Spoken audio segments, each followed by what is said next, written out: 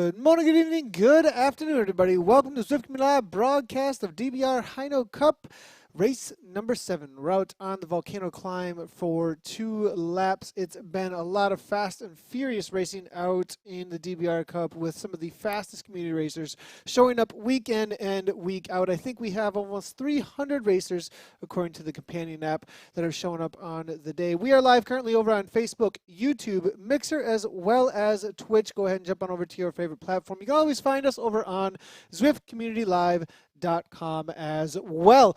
We're going to be here for the DBR Heino Cup, and then in a little while, we're going to have a Zwift beta test race over on Zwift's own streaming space, which is Zwift Live.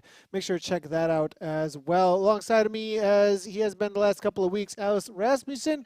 Alex, we're just going to have Alex's voice in here for the day, unless I can update his green screen situation. But Alex, it's been a lot of racing so far. Any predictions out here? You were chatting a little bit to me about the women's race specifically that's coming up in just a minute here. I'm also seeing Canyon, DBR, Evoke is out here. A lot of the top teams in the men's race too.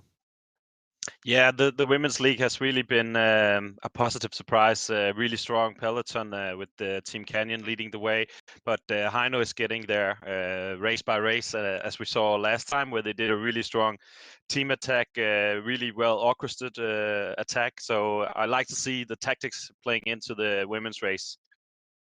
Yeah, the women's race has been super interesting. I know the Heino girls are going to be out there for sure. We'll see how many show up on the day, though, with the little bit of a change up in the scheduling, as they do have the beta test. Maybe there'll be some back-to-back races here coming in to the day as well. So looking through the men's races, they just take off 68 racers right now. We do have B. Hodges, who is always one to watch out for in a sprint situation. But today we have a mountaintop finish, which really changes things up when it comes to the racing. It's going to spice things up a lot. This is they call it the Volcano Climb DBR edition. So they have been working efforts a lot on getting the finish line right on the top of the volcano climb. So it's going to be epic to see them first time over the volcano. They can always split it up, but the finish into the volcano, it's going to change things up, as they don't have the long descent back into to the finish line to catch back up. So it's going to be a real mountaintop finish today. Yeah, I'm getting a couple of messages coming on through over on mobile that there might have been an issue or two with the stream up front. Make sure to just refresh the stream. We did use one of Facebook is growing in the streaming platform world, and as they are growing, they are adding new additions and new features. And as one of their creators, part of their creator group, we do get access to some new beta stuff. Well, we did start just using today their new live producer. It looks really good after a refresh, but just make sure to go ahead and join back into the broadcast. If anybody is saying they're having trouble watching as well, thanks a lot. I do see Jep Tobel, one of the organizers of the DBR Cup, Heino Cup, letting people know. So just make sure to remind people just to refresh, because it seems to be working once you do that. But heading down into the Volcano Flat, they're going to be doing the Volcano Flat course twice, plus the Volcano to the top twice, and on the second time over the top, it is going to be for the win. Toward the front end of the men's group, though, we are seeing it looks like D. Martin's out there, as well as an SK Rye Rider. Interesting to see. I've not seen that kit. Excuse me, sorry. I thought it was an SK Ride, but it was actually a 615 kit, the orange kit there toward the front. Drafts toward the front now as well. Looks like perhaps a CryoGen rider there too. T. Fitzpatrick, Messineo is in there. Now, the Poison Dart has not been biting quite as often recently here, Alex. Is he going to be able to do his, the last couple of times I've seen him, though, be able to pull off any results? It has been on mountaintop finishes, so it might be one of his favorite, a favorite for him. Exactly. Today it should be his day. He's been up there and abouts in the top 10, but he hasn't been able to pull off a win in the Heino Cup so far. So today is definitely one he should aim for. But as we've seen before, Kiersma can also climb, as he can sprint, as he can do pretty much everything on Swift. So he's definitely the guy to look out for. But for Messineo, it could be an interesting to maybe attack a little bit early on the climb. I don't think the first time over the climb is going to be more of an elimination race. I don't think anybody's actually going to try to go for it from the first time over the volcano climb. I have a feeling you're right there. I think we might have a breakaway situation for the climb up and over the top, but most likely not going to be a decider outside of just a group that will be getting away. Back in with the women, though, they're just jumping out on course. I was following along with Fox here from the Wahoo Esports team here. Kristen Falk's in there as well. It looks like it's coming from Canyon. So Canyon's jumping into the race here. Heino is there, though, with Hansen. Whitelaw, it looks like Buchholz, the German national champion, is out here again. She did post out on social media this past week that the legs, they did some work, but just for some reason the mind wasn't there last week. We'll see if she can pull off a win, though, in a little bit more of a climbing course. Now, the Heino girls, they've been the ones to watch out for. We saw them over the weekend in the team points. Competition put together by Team Fearless, absolutely dominate that in the A category. They're out here again with all three of them. Amongst them, I think it is going to be perhaps Vicky Whitelaw to be watching out for amongst the Heino girls. I mean, I think Hansen is more the sprinter amongst them as far as who is going to perhaps be able to walk away with this outright over the top of the climb. As well as Danish champion Louise Haubach, definitely one to watch out for every time she participates. If you can give us the top-down view, you can see we have I think 4 national champion girls in the race. We have the Swedish, the German, the Danish, and is it the Australian as well? So we have a lot of championship jerseys. So there's a lot of strong girls here, as we can see. And it's going to be exciting to see how soon or how early they're going to go for it. Probably the last time over the volcano climb. One of the coolest things to see actually in Zwift is all 4 of those national championship kits in this main pack here right now as you are looking down at the Danish national champion. I think Louise Haubach, that might have made a mistake there. She may be the one to watch out for as a pure climber. We'll have to wait and see. I think it may be her and Vicky really going neck and neck here. But we also do obviously have the German national champion not riding for Heino, the only national champion in this main pack that's not. And that is, she will be riding obviously for Canyon ZCC out on course here. So Buchholz there is the name popping up there. Vicky Whitelaw there with the Australian kit. All settled down now as they go through the underground water tunnel here. We do see the BRT rider here, Neelan, though. She has been a strong climber and always one that's been able to at least challenge the strength of the Heino ladies here, but not quite able to beat them out to the line often. But she's still doing well in the overalls. Let's have a little chat here about the current situation in the overalls for the DBR Heino Cup here. You know, it's been 7. Well, we're going into race number 7 here. It's a lot of commitment, actually, and that's one thing I definitely like to highlight about the reality of the racing out on Zwift. You know, a lot of people might, look at this and go, well, they show up, and no big deal, it's just racing in a virtual world. But this is a huge commitment week after week to put out this kind of effort. There's a lot of pressure actually put on this, especially with the series and the points that's out here, being the largest series out on Zwift currently right now with the biggest participation. The biggest names are participating as well, I would say. And Cecilia Hansen is still trying to hold on up against Vicky Neelan from BRT rider here, 126 points. Kristen Falk, also one to mention from Canyon, maybe being supported by her teammate Buchholz out there because she's in 3rd place. All 3 of them with 6 races, but it is their best 8. So in 2 more races, we may see a big change up in the overalls here.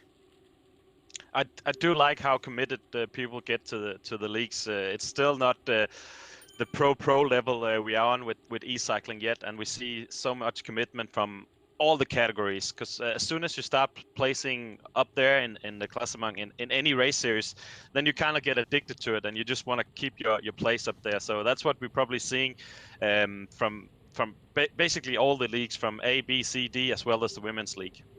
And we are seeing Momsen here, another BRT rider. Good to see a BRT rider jumping in here that's out here to support perhaps Vicky Neelan, because she has been solo week after week. So it does look like they were out here recruiting a little bit for some sort of team organization. So good to see that she's getting some support out there, Neelan. We'll see if Momsen can throw something down here before the climbs, because it's going to be about softening up the legs, I think, up against some of the firepower out here. You know, speaking of tactics, before the volcano, you could see some riders here that may not be taking the win outright try to make a few attacks off the front here and cause some chases to happen, especially with a smaller group like this.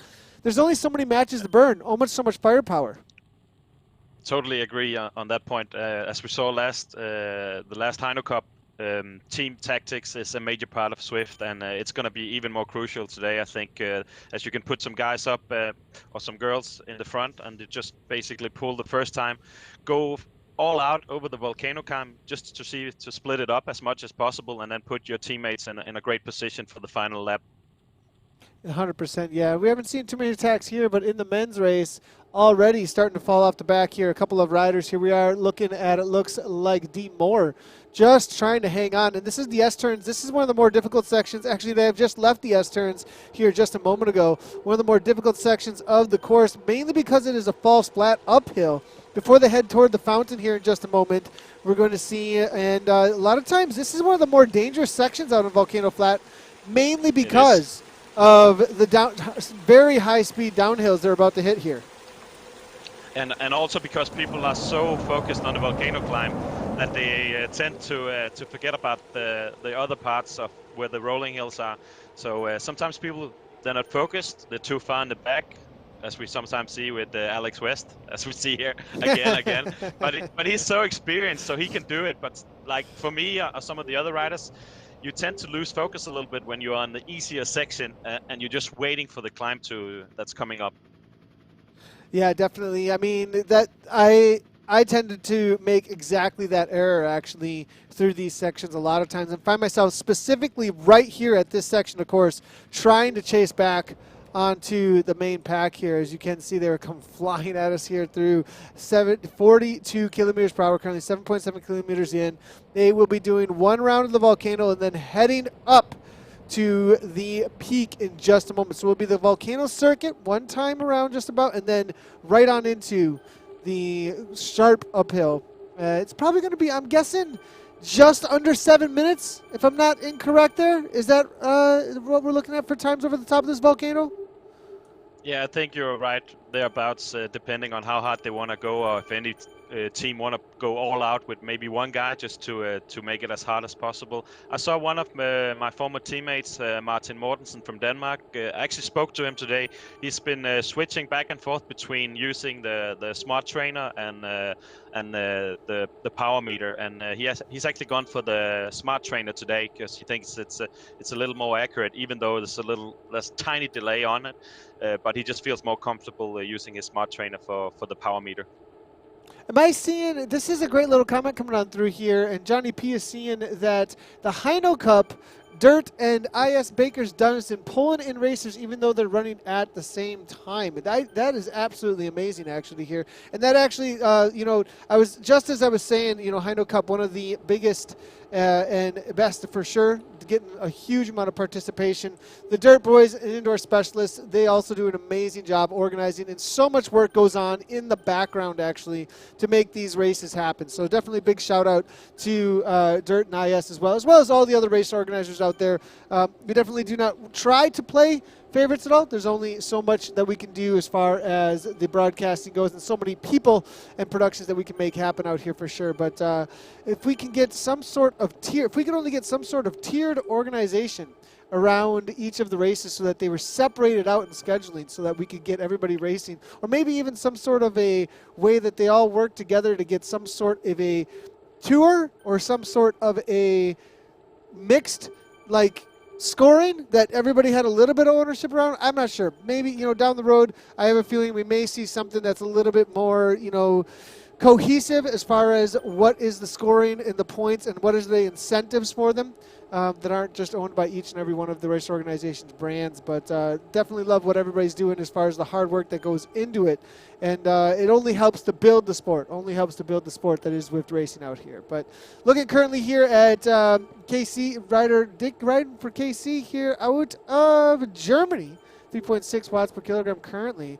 As we go ahead and move forward, it does look like West is starting to set up. Things are about to go gangbusters out here in just a moment, and everybody's going to be looking for positioning. Now, if you're not the type that's the climber, where do you want to be here, Alex? I have a feeling you might have a little bit of experience with that.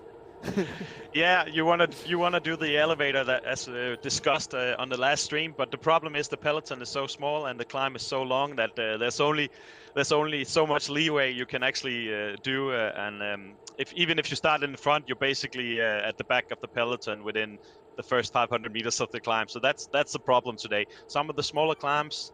Some of the smaller, steeper ones, like the one in Innsbruck, you can do that. You can start in the front and then just get over the top and still be in the peloton. But here it's just gonna be everybody against everybody, and it's just gonna be watt per kilo. That's the key for the race today. Yeah, definitely. It's going to be all about a longer climb. Not so. I mean, you can only get away with so much. Now, being the first time over the top, though, we may see a situation where the riders calm it on.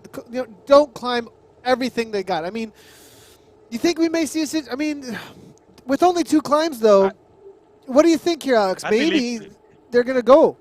I, I do believe. I don't want to ruin the tactics, but I have been speaking to some of the the riders today, and I know there's some guys that are going to go full out on the first climb because they don't believe they can actually be there in the end. So they just want to try to do something. Maybe also get a little TV time, as we talked about. So for sure, we're going to see some people that are going to go all out, like their finish line is on the first time over the top. So and that actually makes it exciting because the guys that are actually able to climb, they have to go much harder. They can't just sit and relax, take a sip of water, take some deep breath. They have to stay so much more focused the first time over the climb because we're going to see some, let's call them TV attacks. I like the TV attacks, and you never know. When you try and put on a show, it might end up being the thing that makes the winning move. It takes that kind of a risk sometimes, and it's going to pay off most likely either way, unless you go. There's been races where I went all in the first lap, everything I had, and ended up paying for it very dearly, and found myself quickly 20th, 30th place when I used to be in a little bit closer to the top end of the races. So everything you got, as long as it doesn't completely make you nuclear, make it, break you. But we'll have to wait and see what ends up happening. But it most likely would pay off, and it'll be interesting to see how hard they go. Here we go. Enough talking about it because we're about to see it happen here. Cobbs here from the Heino team on the right-hand side here. Moving on up, it does look like Lundqvist here from Team SV. Be watching out him for a solid climb here. Fitzpatrick there now making his way to the front out of Great Britain, it looks like. On the very front, though, it is going to be the SZ rider. Buchholz there from Team Draft, also taking over out of Germany here now. Looks like Cryogen moving her way up to Vision here on the right-hand side. There's an attack, though. Rider in red, actually, toward the front. It will be McGlinchey here riding for the, actually, VIT out of Ireland. Look to see in real-life pro rider here. Bergen now from the Vikings team. Solid sprint always from him, but is he going to be the climber? 4-7 here on the front, though, but continues to push on. This is one of the riders that was in the KISS Super League, it looks like, here up in the 6.7 watts per kilogram. Maybe getting a little bit of a connection issue for a moment there as he was pushing toward the front. Looks like he's riding the specialized setup here, though, for the climbing situation now. But coming on through it is going to be James Hodges, and I think this is TV time for James Hodges. He's going to climb on him, though, here. Yeah. Never caught him out here, but not sure he's going to be there at the end. But the TV attacks also pushes the entire peloton's tempo, so it's gonna make for interesting racing, and we see it already stretched out. We see people struggling, we see people dropping in the back, and it's gonna just get much harder. This is only the early part of the volcano climb, and it's gonna get a lot harder towards the top. So interesting to see how many are gonna go over the top, or maybe we might even be able to see a breakaway that could work together. Yeah, and it does look like 2 riders are getting a little bit of a gap here. Interesting to see here.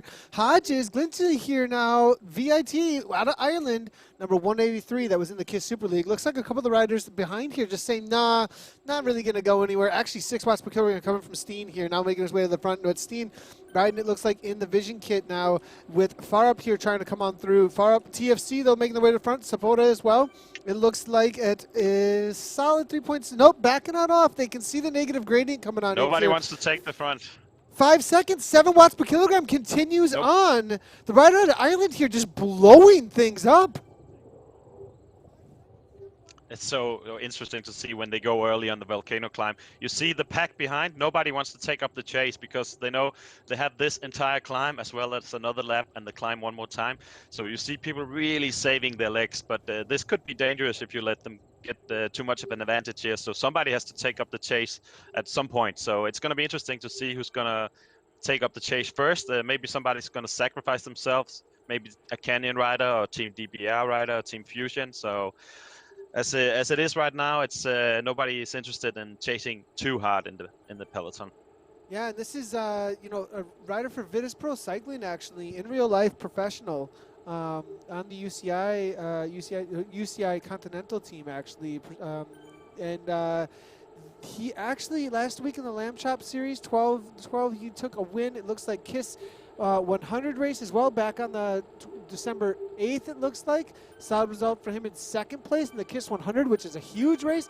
Averaged 4.6 watts per kilogram for the duration of the Lamb Chop race last week. So I'd be watching out for this rider, as Christopher Lynchy here, definitely somebody who they do not want to just let walk away here. It does look like he comes back into the pack here.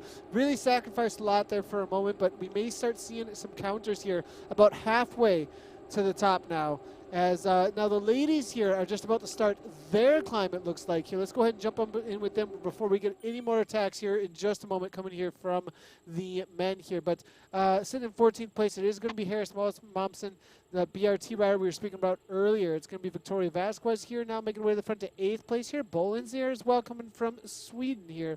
Now it's going to be Falk here now making way to the front. This is number 3 in the series overall after 6 races as we head into number 7. Harlow from NTR now making way to the front.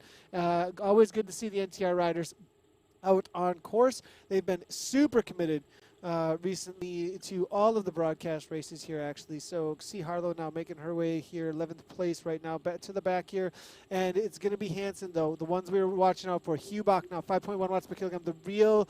now, this is just the beginning of the climb. I wouldn't say this is the actual decision-making time of the climb, but the first to fall off the back will be happening in just a moment here. We do see at the back here now it's going to be Cryogen perhaps. Harlow actually from NTR now 4.5 watts per kilogram. Going to have to go into a steady pace most likely unless she can grab back on terms here. 5.2 watts per kilogram real quickly here from Harlow, though.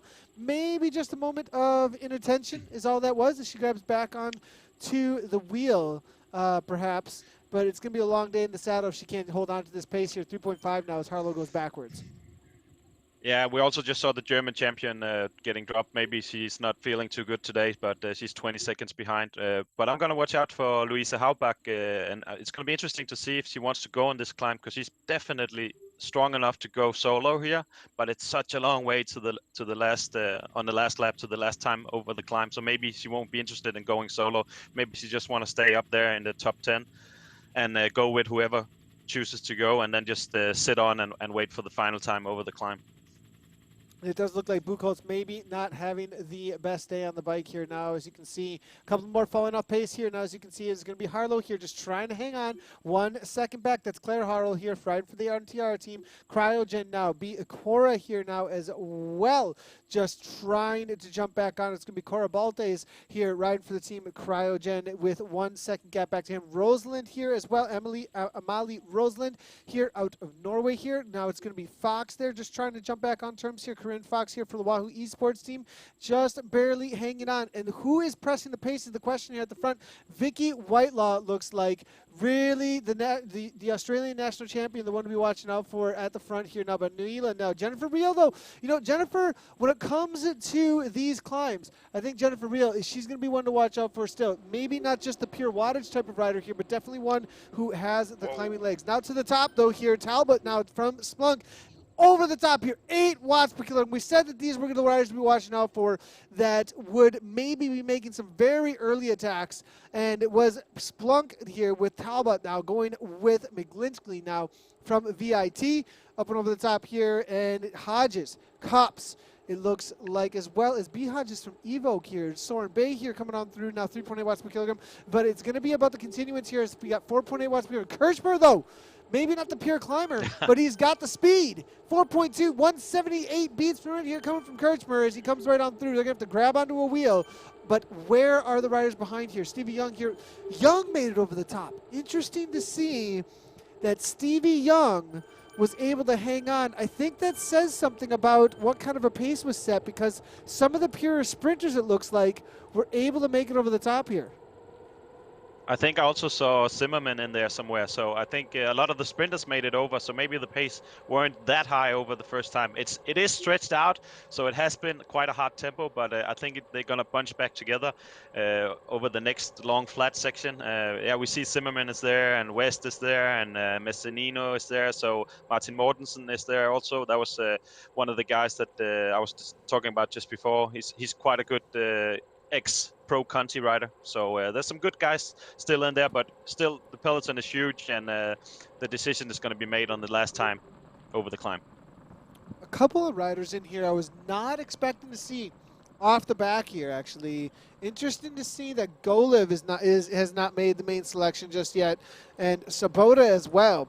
A solid group of riders here, but it's going to be a hard chase to the front because the gap is going out 5 seconds here. Golev now 8 watts per kilogram, knowing that this is one of the worst places to be. I think Golev might have been sleeping. He's got 8 watts per kilogram to give on the downhill here. I think this was just inattentiveness.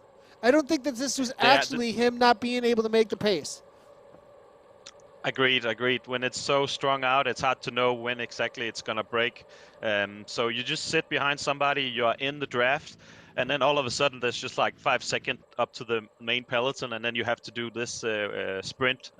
Basically it's just a sprint for the line, because if you don't close the gap here in the next 30 seconds, then you're not going to get back to the front of the peloton.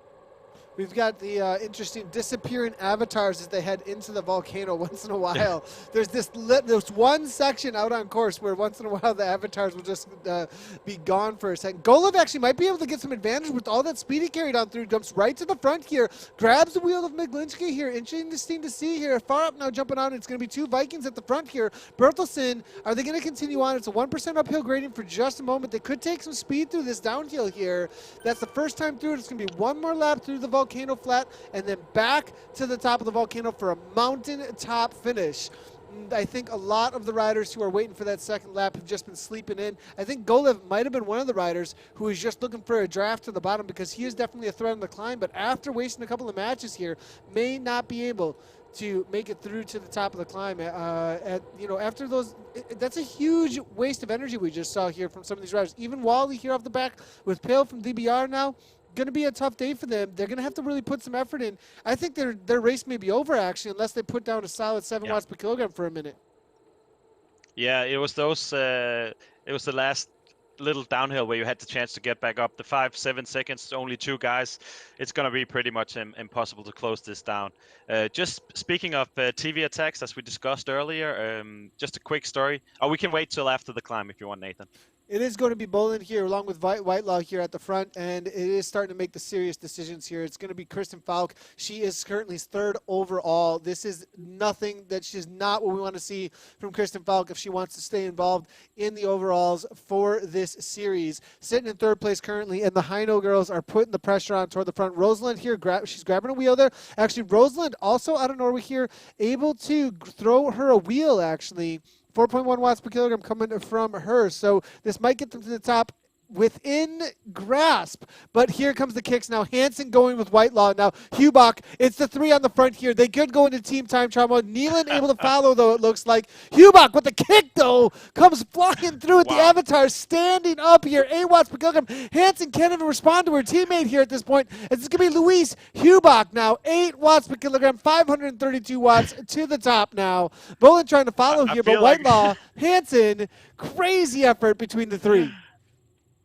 I feel like we've seen this before, Nathan. This looks pretty much like the team attack we saw last Wednesday with the 3 Heino girls. Only Bolin is in there, just mixing it up a little bit, and Nealon is 5 seconds behind. And if we remember back to last Wednesday, she pretty much was sitting 5 to 10 seconds behind, just chasing the entire lap. So I hope for her sake that she can get back to sit on a little bit instead of just doing a time trial from now on to the finish. Yeah, well, she does have, it looks like just ahead of her, it is going to be, well, actually, no, Boyland is the only one who was able to jump back on here. Vicky here, 7 seconds is the difference now. 3.9 watts per kilogram coming from her. Let's take a quick look, see if we can see what the gap is. There it is. Almost out of sight, though. 7 seconds up here. She's got to have some serious continuance. Louise Hubach, she's dropping everybody. She don't even care. She's like, teammates, what's a teammate here? I'm gone now at this point. We are seeing, and it's going to be Hubach, 3.5 watts watts per kilogram, steady 59 kilometers per hour. That is the current situation out on course. Amanda Bolin. Watch out for this rider. This is level 8 Zwifter, it looks like here. She did the Kiss Down Under race as well as the Tour of London stage race number 2 just recently. Very new, it looks like, to the world of Zwift racing. No heart rate on Bolin, though, here, so maybe not going to be able to grab a result out here today. If anybody wants to go ahead and shoot Amanda a message maybe and just say, hey, if you want to get into the overalls for the races, heart rate monitors are required here, but has an estimated FTP of 241 watts, 52 kilograms. So very strong climber, actually. Be watching out for her open over the top, actually, of the climb. Newer to the world of Zwift racing. Always cool to see the new community members jumping into the races out here and giving it their all in the races here. But Vicky Nealon now 4.6, as you said, solo TT, and Kristen Falk along with Rosalind. Going to be up to them to close this down. Almost out to a minute, though, at this point. It looks like third place overall is going to have to settle for a few points less than maybe what she would want in this series. Still going to be able to hold on to third overall, I believe, as she is pretty solidly in that spot. Well, actually, no, Vicky Whitelaw here. She's starting to creep up into third place perhaps soon here. She's at 94 points. Now, the point structure, though, it's so close for what you are rewarded for each one of the places here. I think Vicky Whitelaw would have to take a win outright, and still even then would not be able to grab enough points to catch up to Kristen Falk just as of yet. But she's got 4 races in and sitting in 4th place overall, Vicky Whitelaw. So it's going to be a few more races to make this happen. She's up here with her teammate Hubach as well as Hansen. She's got, it looks like, Bolin in there, but I don't believe Bolin will be able to take a result today. So this is a 1-2-3. I think solidified unless they are caught. Nealon is not giving up the ghost, though. 4-6. I think she's going to crawl her way back. Coming back. Huge effort here. That's great to see. I was really hoping for her to get back on because I felt so sorry for her last time, just sitting alone. I think it was the last lap, it was the last 10Ks or something, where she was just all alone, just chasing the 3 Heino Cup girls, Team Heino girls. We saw Louisa Harbach just sitting up and just waiting for her teammates because, it's such a long way to the finish. So she might as well sit up. She already knows she's the strongest girl, so she can do this again the next time over the volcano climb. They definitely are not playing nice, though. 4.4 on the front from Hansen. They do not want to see. It's 3 seconds, and Vicky, she's still got her work cut up for Hansen. 4.7 on the front, going in time trial mode with their teammates here at this point. And this is definitely playing games with Vicky Nealon at this point as she continues to hammer away. 4.5 watts per 180 beats per minute to hold on to 3 seconds and not get a draft right now. Hubach comes on through. They don't even care. They're just like, no, you are not coming back. Do you know why? It's because she is in 2nd overall at 126 points currently. Vicky Whitelaw currently at 94 points in 4th place, but the leader of the series is Cecilia Hansen at 148, and if Vicky gets out back on terms here, she's got a chance to steal some points away from Cecilia Hansen, and it's 3 seconds still, and they're trying to burn every match of this rider. Whitelaw to the front, 5 watts per kilogram. Like I said, they are not playing nice in this downhill as Vicky continues to try and chase this down. Still with the chase group here off the back, it looks like it went out to 48 seconds. This was a 5-second gap when they hit the bottom of that climb. And look at what it's gone out to at this point here. It's going to be Ritker, Pill, and Wally here from Evoke all together. And now an attack on the front, though, of this pack here. As you can see, it's going to be Kirchner trying to chase it down. Huge numbers here. And this is before they even hit the climb. This is crazy here. Steen, they're out the front here. Completely stretched out. Nobody's able to find a wheel. They're making it happen before they even hit the climb. Absolutely amazing to see here. And it's going to be Stevie Young that gets involved into this here, along with Dahlstedt here. Vetst here coming from Purple Train now as well. It's going to be Nim here from ECR. Dahlstedt making his way to the front. The Vikings are done with Kirchner Cycling, taking these wins over and over again. To the front here, Dahlstedt here from the Vikings. 6.8 watts per kilogram. Pettinger there from Vision here, completely stretched out. They're dropping riders like flies here at this point. Canyon, Stevie Young trying to make something happen to get back on terms, it looks like here. And over go, these riders are just kicking here.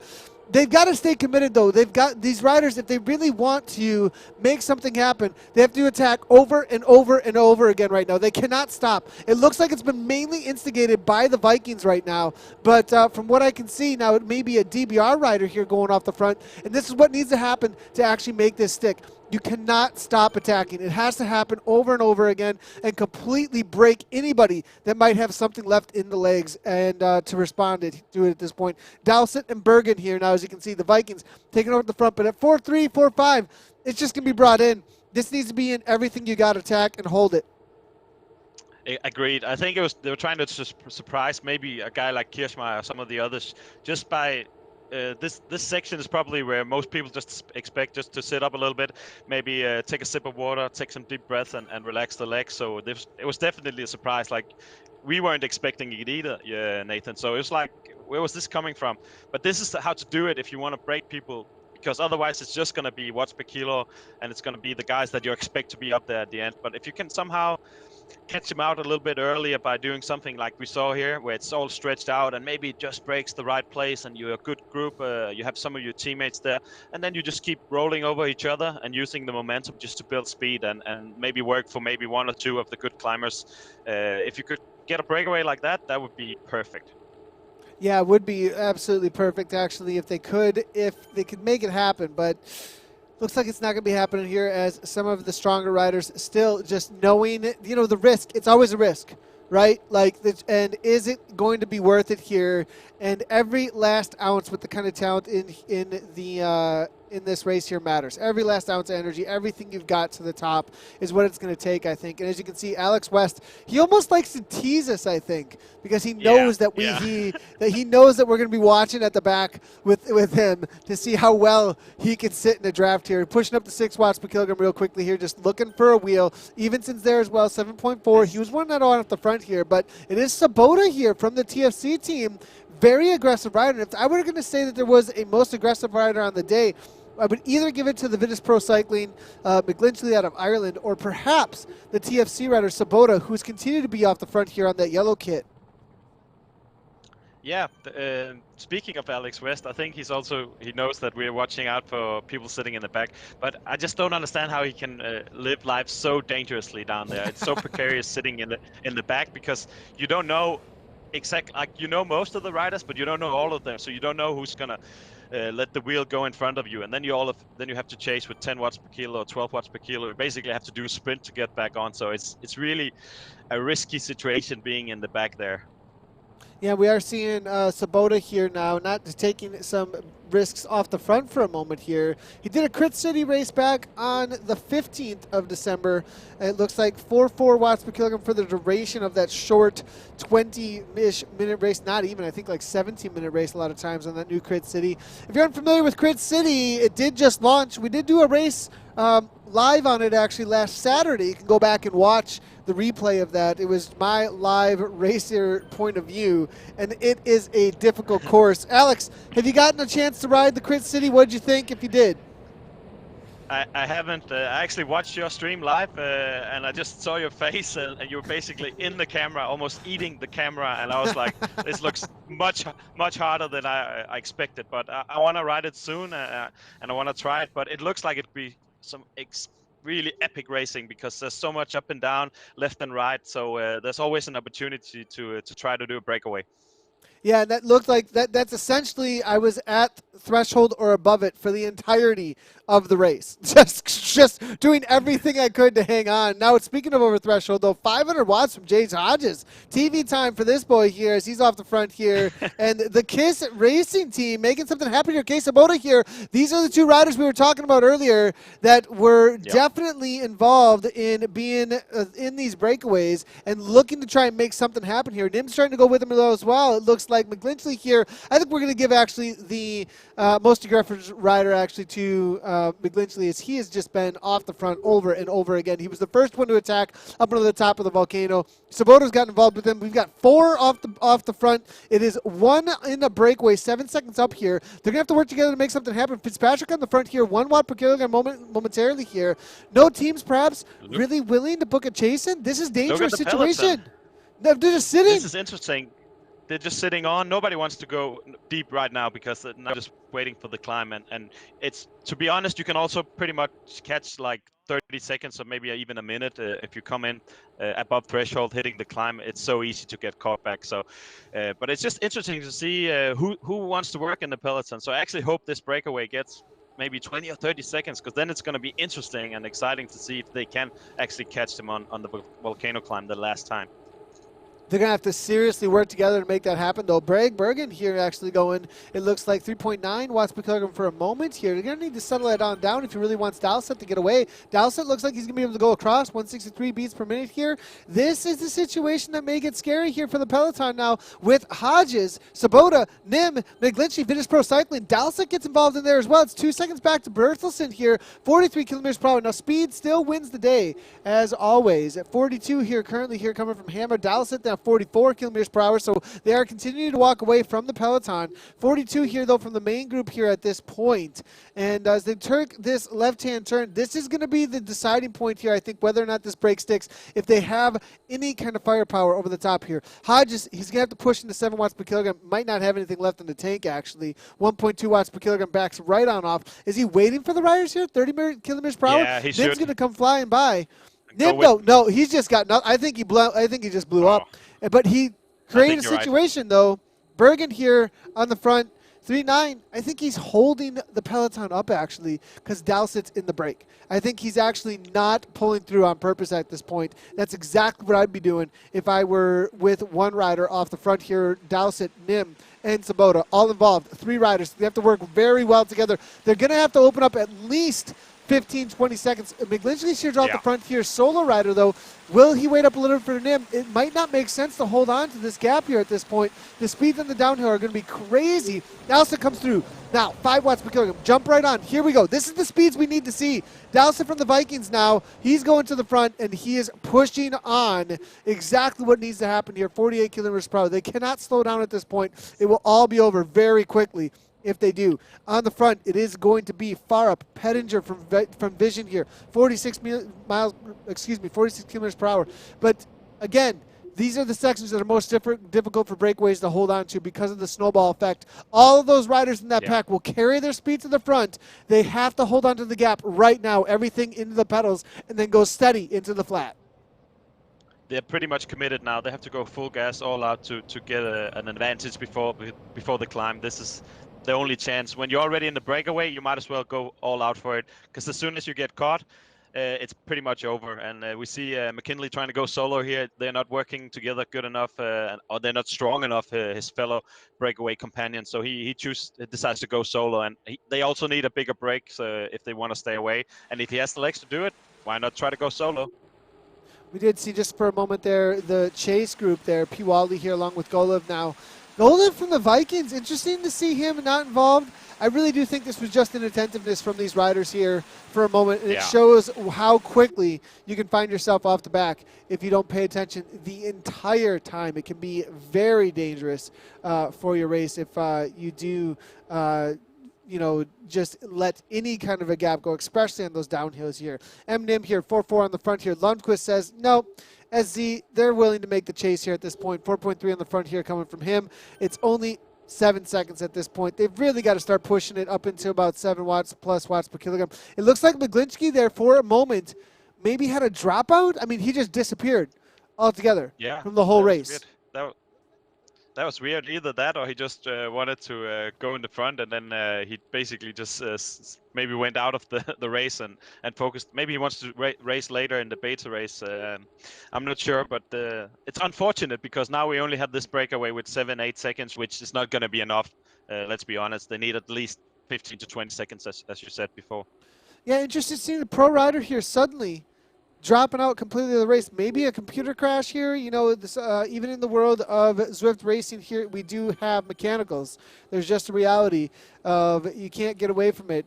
Chains break in real life, tires pop, you get flats, etc. And same thing here. You can have some of those things happen from the bike and at home. Might not, a flat tire is not going to ruin a Zwift race. I've gotten flat tires during Zwift races. Actually, just had a tire completely deflate. That's one mechanical that you can survive. Oh, and he's back. It looks like he might have had some sort of Hey, he a is. dropout for a moment here. And And he the has. cool thing about him is that he just said, continue. I might, Yeah. everything just disappeared in front of him for a moment. And he said, head down.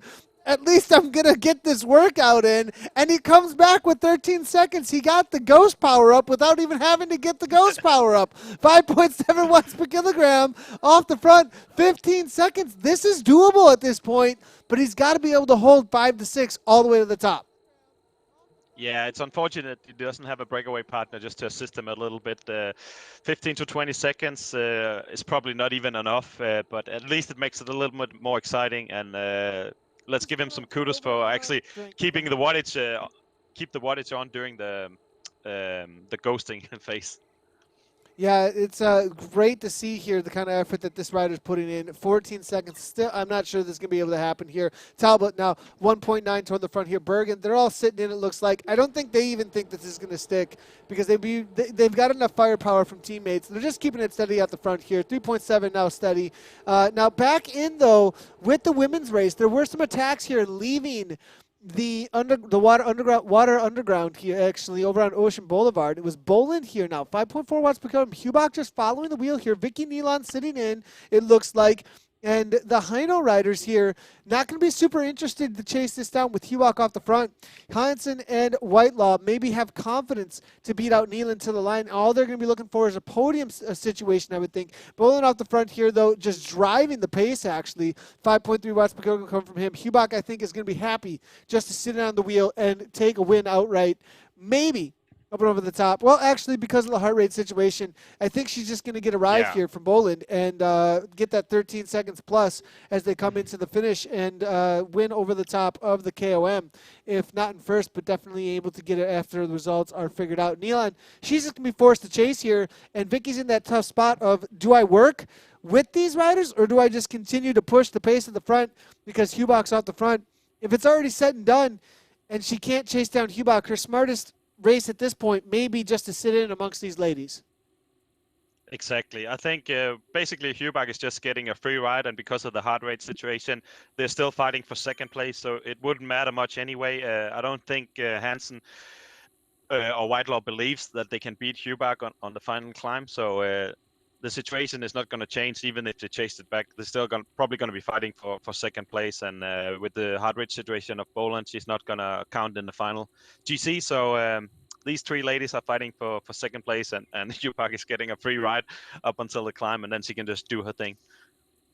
We are looking at the ladies' race here with a solid 25 seconds here at this point. So it looks like the chase is going to let this go. Kristen Falk still working together with Rosalind here. This is the third group out on course. Now, there is a situation behind here, though, with this group that they're going to have to pay attention to. Jennifer Reel, right along with Harris Momsen, and it looks like Carolyn Fox here from the Wahoo Esports team sitting on the back here. So these are three very strong riders here. And Kristen Falk along with Rosalind, they're going to have to put out, I think they've been out here putting out a lot of energy to hold on to this gap against these three. And I think Jennifer Reel and Harris Momsen along with Carolyn Fox, I think they're super motivated to stay involved in this race here at this point. And I think they may not have had to put out quite as much of an effort over the top of that climb. And these are three very experienced riders here.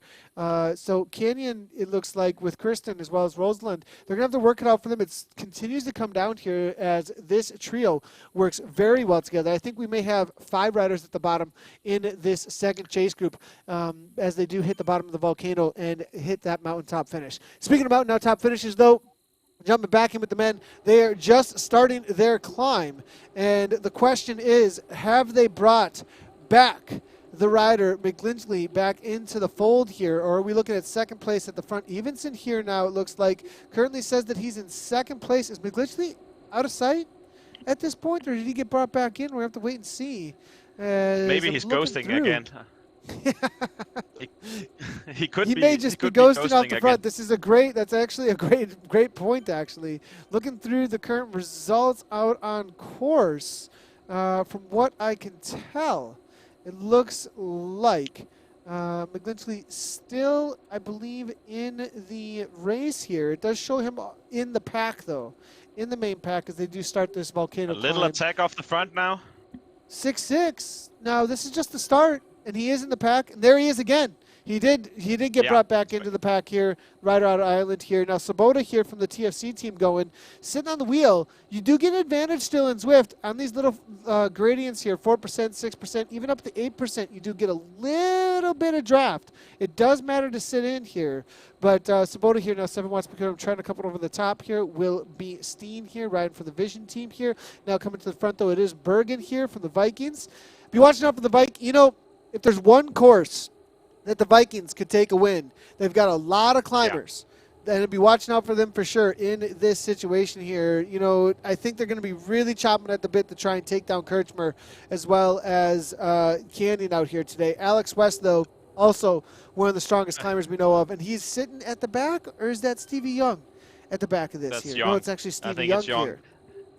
I think West, he actually moved to the front for the first time in his life, and it's nice to see him up there fighting for the win today. And then also look out for the former national champion Søren Bay from Denmark, as well as the former pro Martin Mortensen.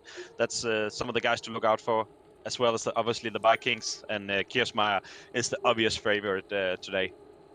Yeah, Mortensen here now. You were saying former professional UCI here, good climber from what you've been saying.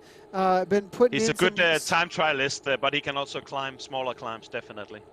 Gotcha. So solid rider here out of Denmark. Now you said he was getting back into racing, specifically through Zwift racing. So always cool to see how the virtual program is brought people out of the woodwork and almost having these second careers a lot of times because of it here. But Trampy here now also from DBR making his way to the front, getting a little bit of the invisible bug that we have each time we do come through the volcano. But back in with Steen toward the front, it's going to be one rider, though, it is going to be Lundqvist going very early. We're about halfway to the top here now. This is for the honeypot here at this point. All the chips need to go on the table in just a moment here. Bergen here now over the top now. 6.6 watts per kilogram coming from him. But here comes an attack now from Evenson. And one of these attacks is going to be an all-in just a moment. We should see 7 to 8 watts per kilogram. This is the halfway point. One rider drops out off the back, though. Is it Hughesball? No, Zimmerman perhaps? It is going to be Peterson here off the back here. Buell here now trying to jump back up to Schaefer, Bertelsen, David. No, it's David from PLCC. A very strong rider. One that we usually do not see uninvolved in a sprint actually here, but it's going to be Sabota. TFC suffering from those early attacks, it looks like now. Zimmerman from Evoke sitting pretty in the middle here. These riders, at some point, we're going to see an all-out attack here around the next bend. Not this bend, but the next bend. There's going to be a little uphill and a little bit of a downhill in just a second here. Not downhill all out, but a little bit of a reprieve in the gradient as they come over this bridge. And then it's going to be everything they've got one more time around the volcano and everything they've got for that last circumference in just a moment. Backing on off, -% in the gradient for just a moment. Then they're going to hit this little bit of a bridge. Now Lundqvist now 4.4 to the front. Evenson now there as well. It's going to be McGlinchey. Never too far off the top 10. Kirchmer, though, taking over. 4.5 watts per kilogram. Looking like he's trying to get set up well. Very early here now from Kirchmer. Interesting to see. Lundqvist now 5 watts per kilogram at the front here as well. So watch out for him. We were saying Lundqvist always won at 5 watts per kilogram to watch out for.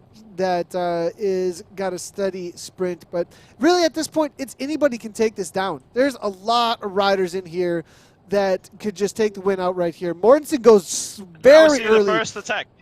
11 watts per kilogram for Mortensen. You said he may be a favorite, and maybe not the one just straight to the line, but if he can get a good enough gap here, it could be over before it even started. Strong attack by Martin Mortensen. I expected him to go early because he maybe not be the best sprinter. So this is catching Kiersmeyer and some of the other guys out, and who's going to chase him back now? It's going to be really interesting to see if he can maintain it. It's early, but I believe in him. Yeah, it is going to be Messineo now trying to go across. He will go across very easily, actually. Jumps right onto the wheel here. He's going to go right on by. Mortensen's going to fade, I think, backwards now at this point. Now starting to maybe regret the kick that he made here. Kirchmer's going now 8 watts per kilogram. Messineo starting to go now. Here comes Søren Bay. Søren Bay, the former Danish national champion. He might be able to make this happen. Will it be an upset here? Søren Bay, 7 watts per kilogram. Kirchmer now kicks into 12. But it's Miglinski with a perfectly timed sprint. Kirchmer now kicking 13 watts per kilogram. Steen goes now. Steen 16 from Vision now. Is it going to be an upset? But Kirchmer's got 15, but he didn't time it right. Hodges is third. Kirchmer comes through in second. What a result there coming through for Steen from Vision. Huge effort there from him. And Kirchmer with a big upset, actually, as F. Steen is able to take the win here just ahead of Kirchmer. And I believe it is going to be Evoke, though, actually, who came in for third. Huge result, actually, for Steen. I'm going to take a quick look here at Zwift Power, though, as that's always the place to be, making sure that you get all of the results. Now, interesting to see Kirchmer. Now, let's take a quick look here. I think I'm going to have a replay. This is interesting, actually, as he almost did the same thing as he did the last Wednesday, where he just timed it perfectly. It was so close, but it's interesting to see how he can just wait and then always be up there. And we are seeing here Steen with a solid kick to the line there. Kirchmer, it says that Kirchmer did not come across in first, but I'm looking at SwiftPower.com here. Let's take a look here at this one more time. There it is. And we slow it right on down. Huge watts per kilogram here coming from F. Steen. 14.2. Kirchmer, there's 16 watts per kilogram coming from him for a moment there to kick. And that may have gotten... take third. Yeah, and it is going to be B. Hodges. Hodges has a huge sprint, that's for sure. But I'm seeing, according to ZipPower.com, in the results, something a little bit different here, actually, as they came across the line. I am seeing Kirchmer with a result of 52.44 with a 0.1 just ahead. So perhaps the finish line is just a little bit ahead of there, perhaps? Yeah, it could be that it's not directly under that because it's a custom race. So maybe they haven't matched it exactly with the banner. So it could be that issue. That's unfortunate because it was really interesting finish. Yeah, we did have it with the live video there, though. So now the catch has been made with Caroline Fox as well as Kristen Falk, Jennifer Reel, all together here. They were looking to try and make something happen. Now, you do see that Zwift Beta Race joint event there in the lower left-hand corner just popping up. 30 minutes to go to the start of that race there. So if you do want to jump in to, well, not jump in, but make sure to be checking out the broadcast of that. That's going to have to sit in the lower left-hand corner till the start of the races. We are going to be needing to use this account for that. But 29:29 to the start of the Zwift Beta. It's actually kind of cool for the broadcast. For those of you that are looking forward to the next broadcast, you'll be able to check that out in just 29 minutes. So look at the gap that's opened up here. Hubach here onto the climb. This is all the way out to a minute. We said they weren't going to chase down Hubach.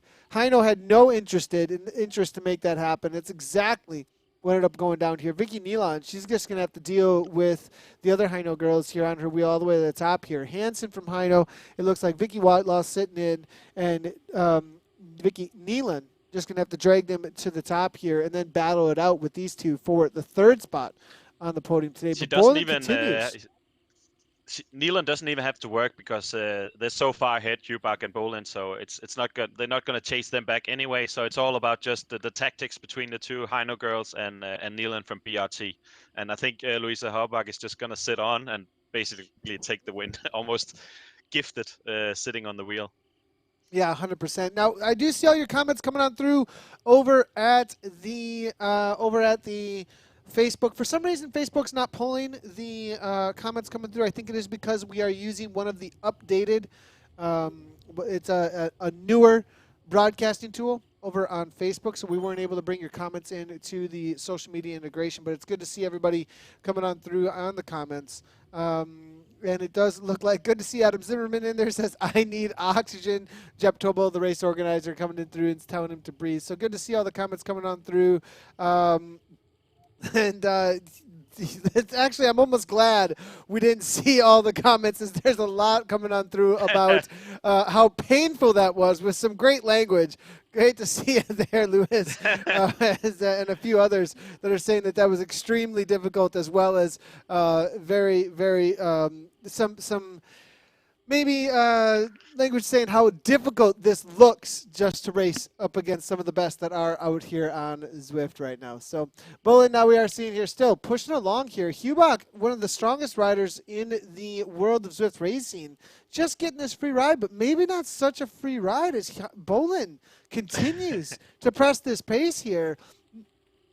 Newer to the Well, a world free of ride is Zwift racing. relative, Nathan. But say that A free again? ride is a free ride. I mean, it's all relative. It's not like a free ride like just going on a Sunday ride down to the bakery. It's more like a free ride where she's not sitting on her 185 maximum heart rate. 168 is still it's hard, but it's not like she can't push some more. Yeah, we have seen her up into the 180s, I believe, in the past here. But I think Bolin is giving her a little bit of a run for her money here and there. Up into 299 watts now here at this point. Hubach sitting in 4.8 now.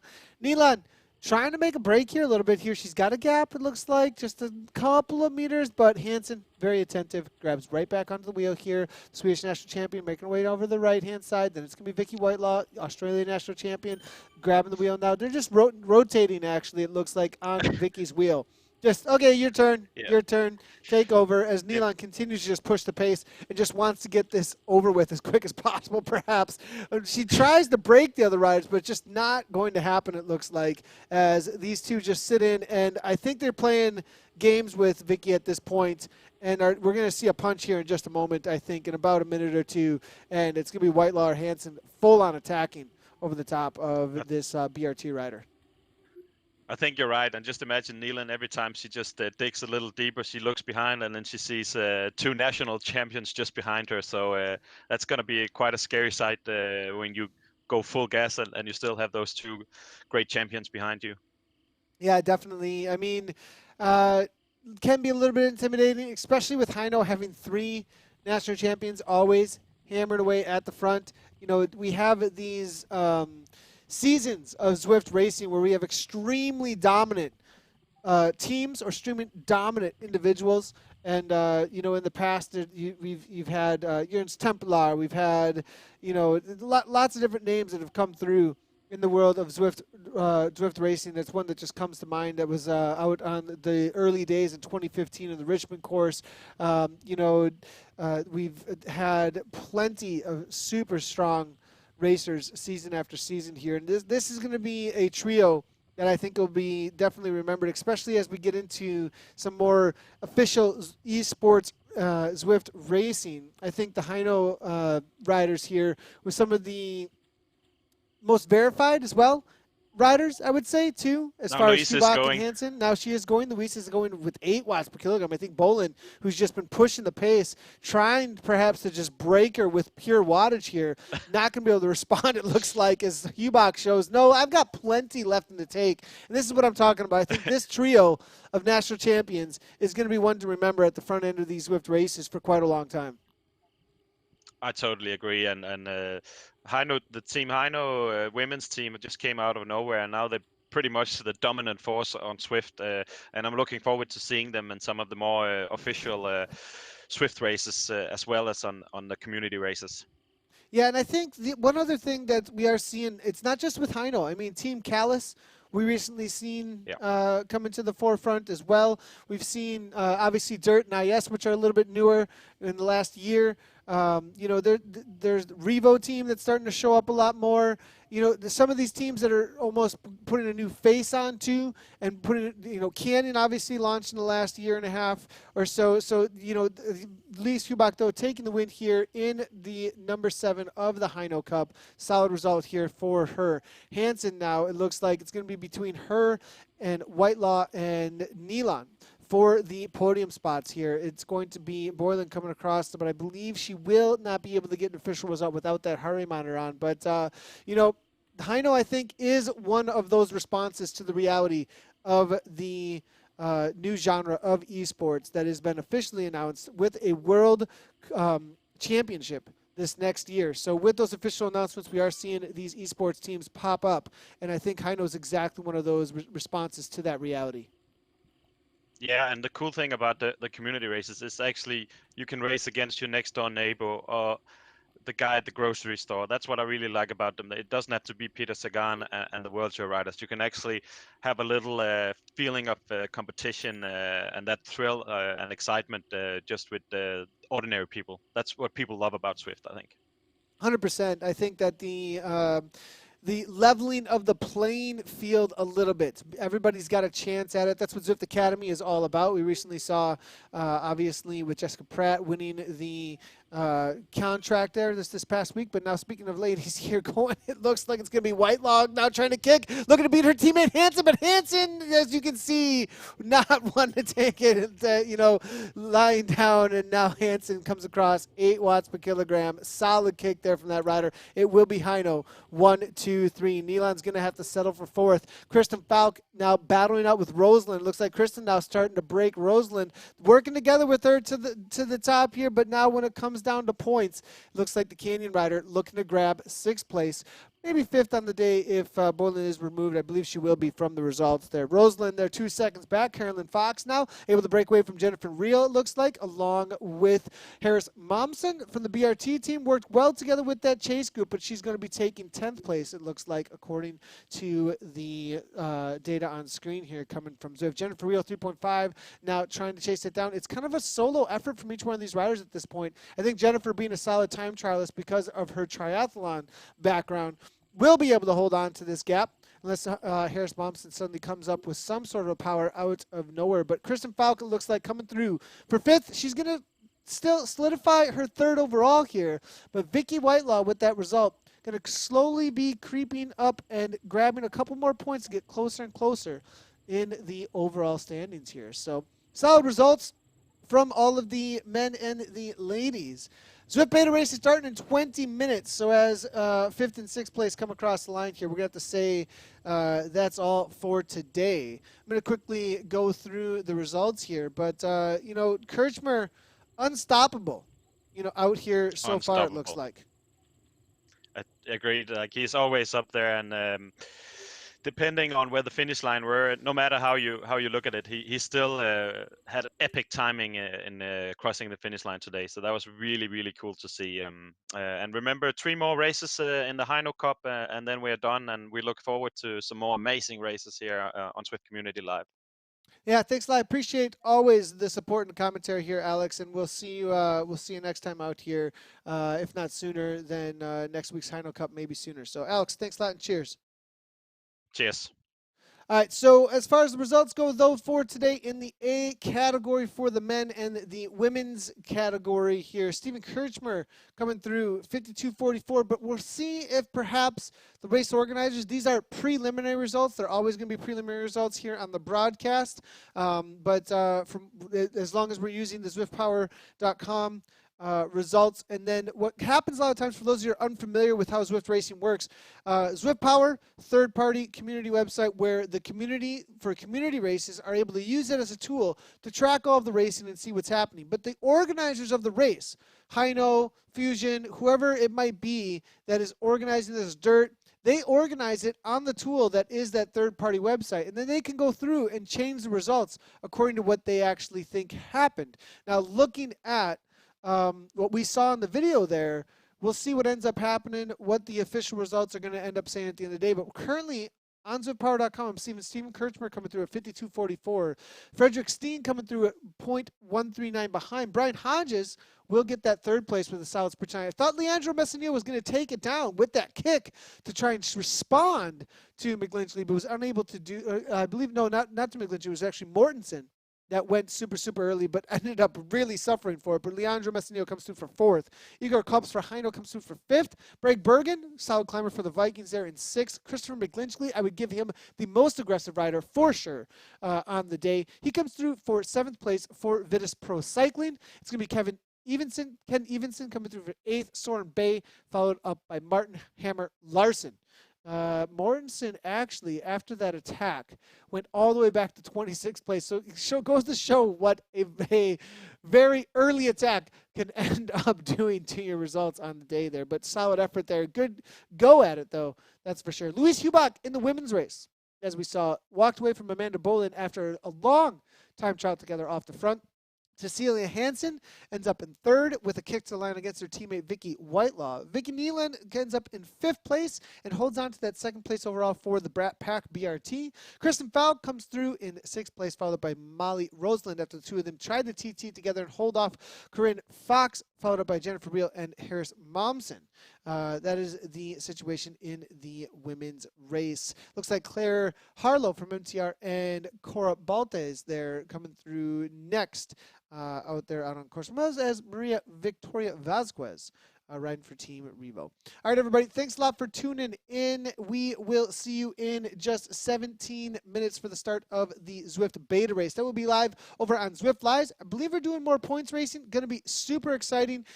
So I'll be commentating that in just about 15 minutes or so. So we'll see you guys over on Zwift Live. We'll also see you tomorrow for Lamb Chop Racing. If you're all about community racing, no matter what category you're in, you are able to jump into the Lamb Chop and battle it out against all the categories, from the high-end esports racers to the D category riders, and all across all the categories battling out for the win. I believe we saw the D category take down the win last week, or they almost did, but then the B's or the C's took it down. I have to remember, take a look back, but I'll know by tomorrow.